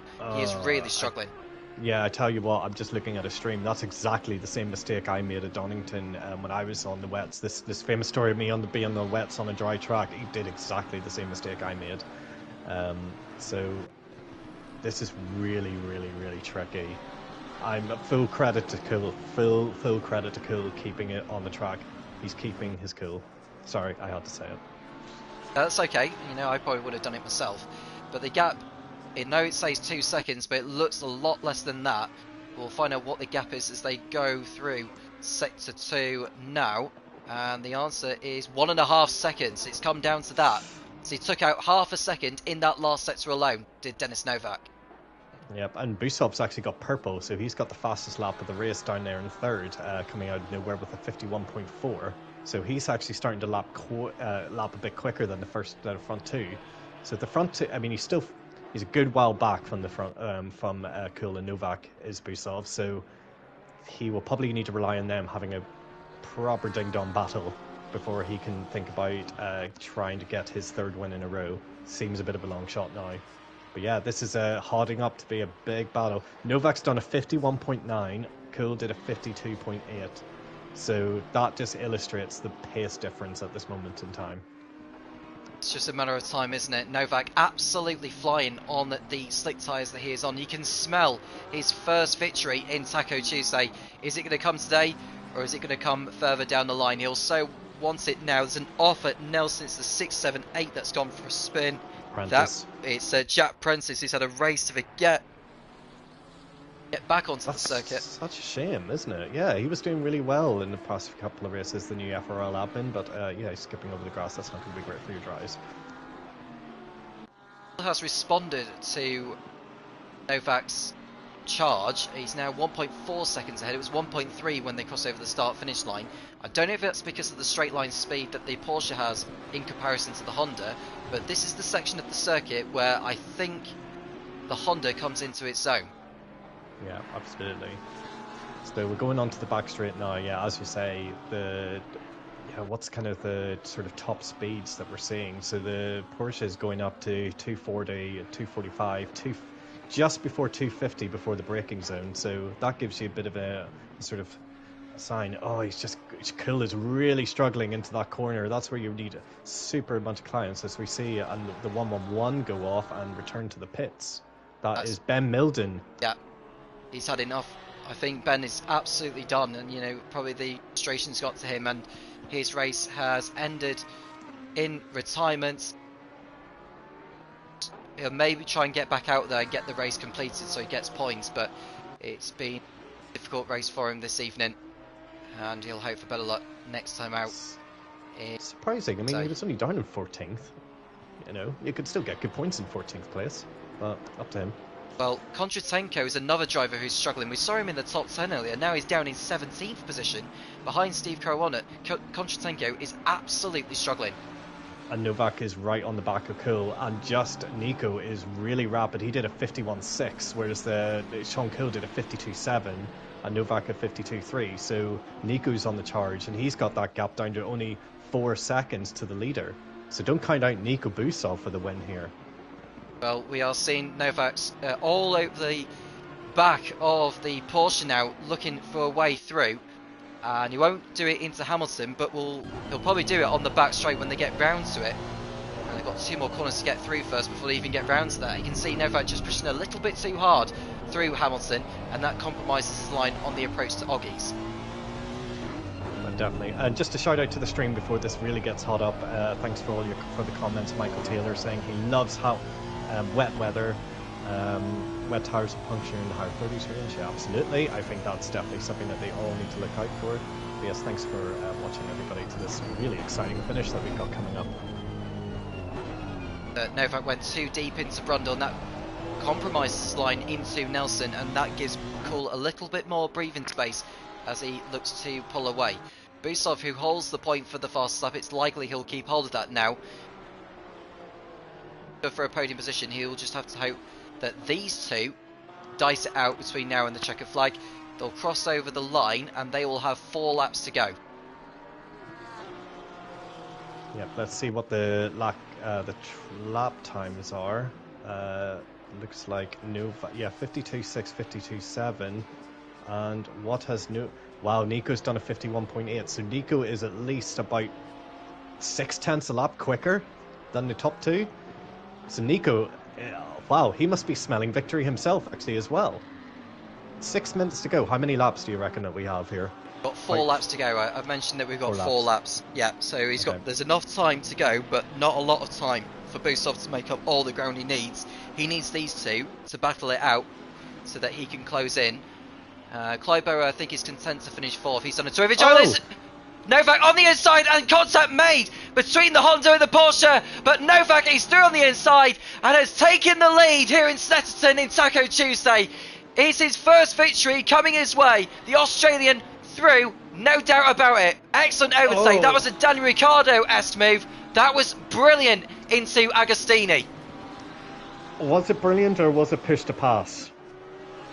Nico, yeah, I think Cool has an argument to say there. I think that was push to pass. Novak could be in trouble with that, I think. A brave error, yes, as you say, Daniel Ricciardo-esque, but I don't know about that. We'll wait and see. I mean, Novak has been centre of attention. You can see he's gone through Nelson, which is a corner where he actually cut the corner, didn't he, to keep hold of the position. That might get looked into later on, and even now, could the contact with Schonkel by overtaking him, could that be called into question? Yeah, I mean, absolutely. So you're not allowed to push. That's kind of push to by what I mean by push to pass. He's gone wide. Yeah, on he's the gone last wide. Corner. He's lost so much grip, and Busov will go past him easily on the slicks. So Busov goes through into 2nd place. Schonkel has had a nightmare of a lap. He will not have been very happy with the way Novak got through. But Busov is now into 2nd place. Schonkel will be struggling on the wets. Yeah, massively. Sean will not be happy that the Scotsman. So all eyes will now be on can Novak hold off Busov, who is he just got ahead Chris Gedman there, so didn't get in the way of the battle for the lead. So Nico has a gap of 2 seconds. In the last lap, he was 0.6 quicker. I know Novak obviously had that issue there with that slight small collision with Cool, but can Nico smell victory here as well? Now that he's got 3 laps, I think, as you say, so might be a tall order. He really needs to get the pedal down to the metal. He probably would have hoped for Cool and Novak to have a little bit more of a argy-bargy there.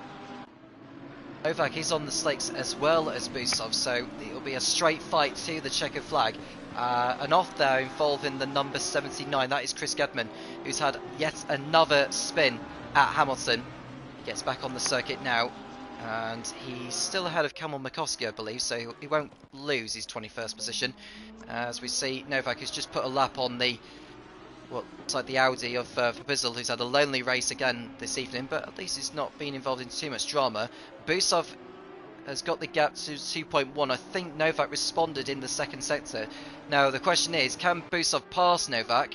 And if he doesn't, will Novak lose his race win?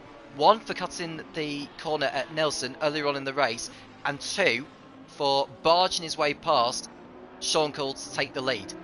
Yeah, I personally don't see how Novak can get away with that. They do have strict rules on pushing to pass, so we'll see what happens with that one. That unfortunately will be a post-race penalty. We're all used to that watching F1.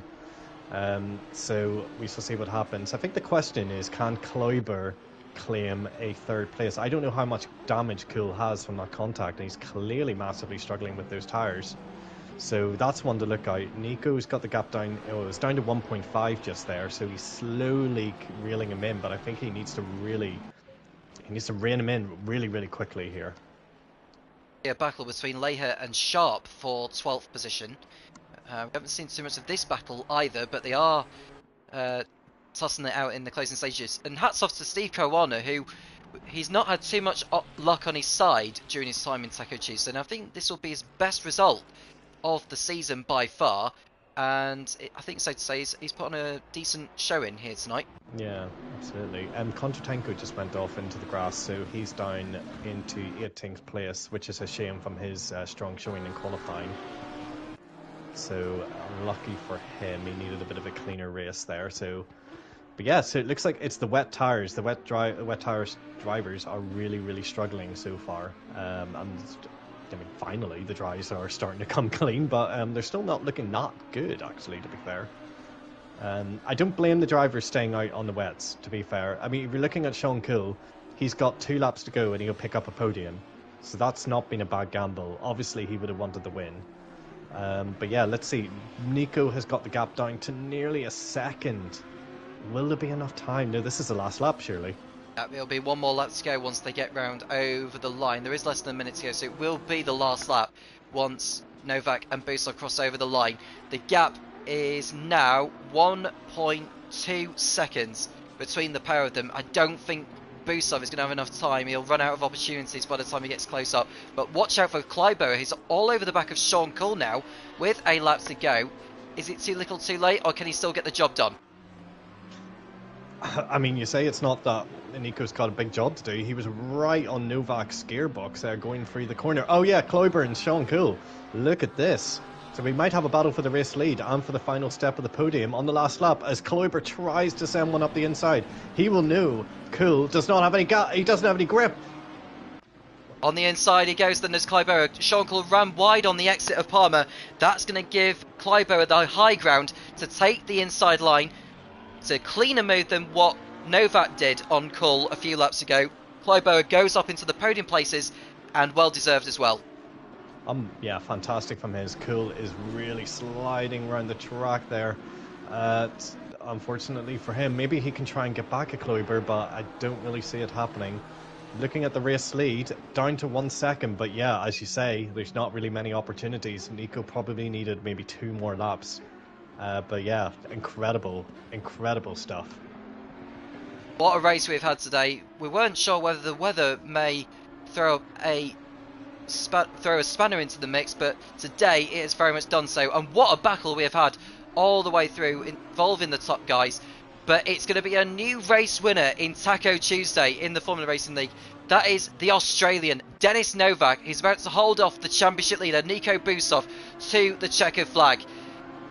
The number 38 Honda, Denis Novak, wins for the first time in Taco Tuesday. He wins in Snetterton by less than a second over Nico Busov. What a drive. Busov's second place and gets to the point for the fast lap.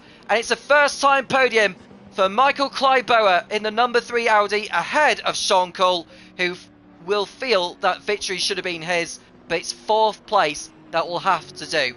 Mauro Senio, who we tipped as a contender for the race win, he's come home in 5th place. And there's Francisco Sousa, his best drive of the season so far, it has to be said. Well done to him, finishing ahead of Will Freeman. who I think it's safe to say has had a day to forget again. He would have hoped for more than this. Conor Byers, 8th place. Great drive from him, ahead of Matthias Giggle and Arkidius Mihulka, rounding out the top 10. Then we got Ed Sterling, who's just trying to lap Chris Gedman before the line. He doesn't need to anyway, because he's laps ahead of him anyhow. Got Joel Layer and Adam Sharp fighting over 12th place all the way to the line. I don't know what tyres each of them are on, but they've been at it in the closing stages. But it's Joel Layer who's going to hold on ahead of the sister Ferrari, with Steve Caruana coming through in 14th place ahead of Fernando Ferreira. And it's Josh Clayton, who's pitted twice in this one, is trying to make a move on Ferreira in the closing stages there. But I think Ferreira's going to hold on ahead of Clayton. It's Ivanov and Kondratenko who are going to be the last of those on the lead lap. But there is your race winner. It is Dennis Novak in the number 38 Honda here in Snetterton in Taco Tuesday in the Formula Racing League. Welcome to the race winning club. Congratulations, Novak. What a fantastic win. Unfortunately, I do believe there's a penalty coming your way. However, I'll let the stewards decide that. I'm not doing commentating, so steered by commentating, but well done. I mean, he had really good pace on throughout the whole race, and to do that on the Honda in those tricky conditions, really fair play to him. And I got to give a shout out to Conor Byers. Conor Byers getting up there in 8th place. He qualified way down. I think it was 21st. I think. Alongside Melvin Crowe. So for him to get up to top 8 is a fantastic showing, given he's had some struggles in Taco Tuesday as of late. So we didn't see much of him, and I completely missed that, but that's really incredible. So well done to Conor Byers. I do not know who I would give my driver of the day to. I would give my driver of the day to anybody who was on wet tyres for half that race and didn't spin. That is an incredible achievement. Go on to my driver of the day in a moment, but we'll run down the results. Dennis Novak is your race winner for the time being at least. Nico Busov 2nd. Then it's Michael Kleiboer in 3rd. Sean Cole 4th. Then we've got Mauro Senna in 5th, ahead of Francisco Sousa. Will Freeman was 7th today, ahead of Conor Byers. Matthias Giggle is 9th, ahead of Arkidius Mihulka in 10th place. Ed Sterling in a strong 11th, followed by Joel Leher. Adam Sharp finishing in front of Steve Caruana. Fernando Ferreira, Josh Clayton, Demon Ivanov, Dmitry Kondratenko, who's on another day to forget, in 18th, Volker Papizel in 19th, and it's Jack Princess in 20th place. We've got Chris Gedman, Cameron Mikowski, Peter van Lyshow, and Kevin Druin, the last of those to finish. Ben Milden didn't make it to the end, neither did Liam O'Neill, Jeffrey Godefroy, Melvin Crows, Bas Brinkoff, Morgan Grace, Demian van der Waal, Will Rayner, and Stuart Hutchison did not make it to the checkered flag. So there you go. So, well, fantastic race. Well done from everybody. Who's your driver of the day, Tom? Right, so my driver of the day, that's a good question. I'm tempted to give it to Dennis Novak, because I think he's had the race of his season so far. I know it's a little bit of a debate in terms of the overtake he had on Sean Cole into Agostini, but I think it's the kind of move that you've got to try and do to really surprise your rivals, really, if you're going to come out on top in this one. So my driver of the day goes to him. He was on the 4th row of the grid. I think it was 8th on the grid was Dennis Novak to get up to the race win. So I think in terms of making the right choice at the right time, tyres wise, he's made it work for me. So my driver of the day goes to him. Yeah, fair play. Yeah, I would say he would definitely be a contender. Always coming from 8th place to win is, regardless of any kind of incidents, is a fantastic achievement. So well done. And we can't forget Kleiboer as well. That is a fantastic achievement for him. 3rd place, car number 3 in the Audi. So well done to Kleiboer as well. Again, his I think his first podium in FRL.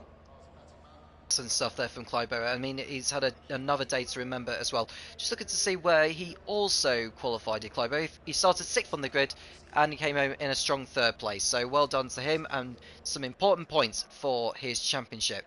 And looking at how that affects things in the standings, Busov, by finishing 2nd and getting the fastest lap, he goes on to 159 points if you were to include his drop, well, say include the drop score, include his best 4 results out of 5.